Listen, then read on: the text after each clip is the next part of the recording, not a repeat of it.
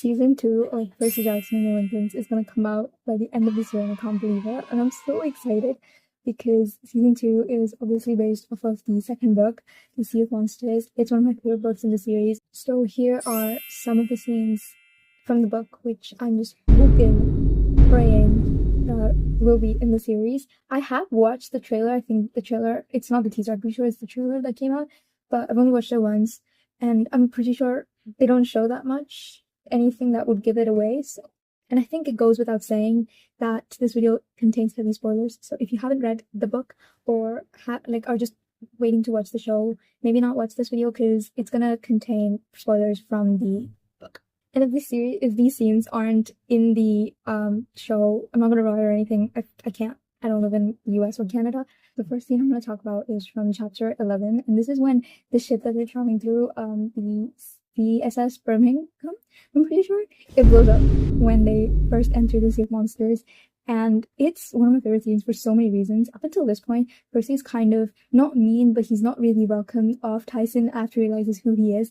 And this scene, he just thinks that Tyson is dead. And it's just such a cinematic scene, I feel like. So I'm kind of scared that they might not pull it off as cool as it seems. So here it says, I couldn't see anything. I spun in the air and got plonked on the head by something hard and hit the water with a crash that would have broke every bone in my body if I hadn't been the son of a sea god.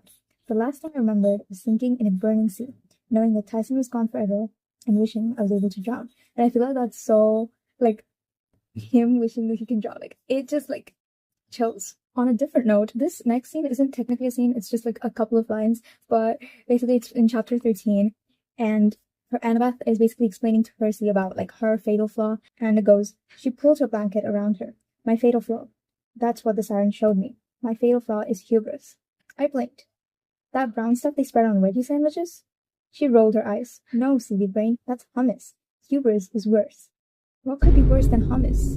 And it's like the most Percy Jackson-esque scene as it goes. Like, it's so stupid, but I love it. I really do. Now, the next scene might not be as funny because I feel like it's a joke that took 5 books in making, and that is from chapter 3. Laestrygonians, the monsters in the gym. They are a giant race of cannibals who live in the far north. Odysseus ran into them once, but I've never seen them as far south as New York. Lestra, I can't even say that. What would you call them in English? She thought about it for a moment. Canadian, she decided.